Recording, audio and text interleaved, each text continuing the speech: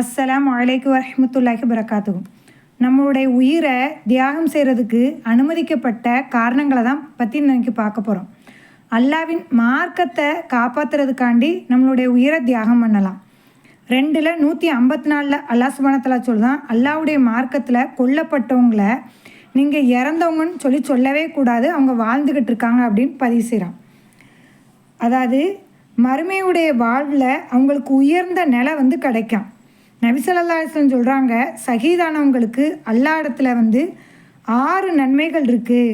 1 பாவ மன்னிப்பு, 2 ஜன்னத்து, 3 கபருடைய வேதனையிலிருந்து அவங்களுக்கு பாதுகாப்பு கிடைக்கும். இந்த மெயின் சில அடுத்த இதில் 3 பார்ப்போம். இது திருமதி இப்னு மாஜால பதிவு செய்யப்பட்ட ஒரு விஷயம். அப்புறம் மக்களையும் தாயகத்தையும் நம்ம நாட்டுக்காக குடும்பத்தையும் காப்பாற்றுறதுக்காண்டி நம்மளுடைய உயிரை தியாகம் பண்ணலாம். தனது சொத்தை பாதுகாக்கிறதுக்காண்டி ஒருத்தர் தன்னுடைய உயிரை தியாகம் பண்ணால் கூட அவருக்கு கூட ஷஹீது.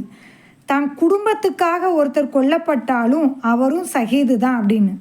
அது மட்டும் இல்லை, தான் உயிரை பாதுகாக்கணும் ஒரு அநியாயக்காரன்ட்டு இருந்து அப்படின்னு அதுக்காக கொல்லப்பட்டால் கூட அவரும் ஷஹீதான். இது திருமதி நசையில் பதிவு செய்யப்பட்ட ஒரு ஹதீஸு. அதே மாதிரி தன் உயிரை சமூக நீதி அநியாயத்திலிருந்து உண்மையை நிலைநாட்டணும் அப்படிங்கிறதுக்காக கூட நம்மளுடைய உயிரை என்ன செய்யலாம், தியாகம் பண்ணலாம். இன்றைக்கி அநியாயமான முறையில் எத்தனை உயிரை இழந்து வாடுறோம். இதெல்லாம் எதுக்காக போச்சு? தனது மானத்தை காப்பாற்றுறதுக்காக போச்சா, இல்லை தனது குடும்பத்தை பாதுகாக்கிறதுக்காக போச்சா, இல்லை எதுக்காக போச்சு? எல்லாம் வீணாக போச்சு. அது மட்டும்தான். நல்லா சிந்திக்கணும். சிந்தனை என்பது பிற ஜீவராசிகள்கிட்ட இல்லாத ஒரு தனித்துவம் தான் மனிதனுக்கு அல்லாஹ் தஆலா தந்திருக்கான். அதனால் அறிவோடு செயல்படக்கூடியவர்களாக வல்ல ரஹ்மான் அனைவரையும் ஆக்கி அருள் புரிவானாக. அஸ்ஸலாமு அலைக்கும் வரஹ்மத்துல்லாஹி வபரகாத்துஹு.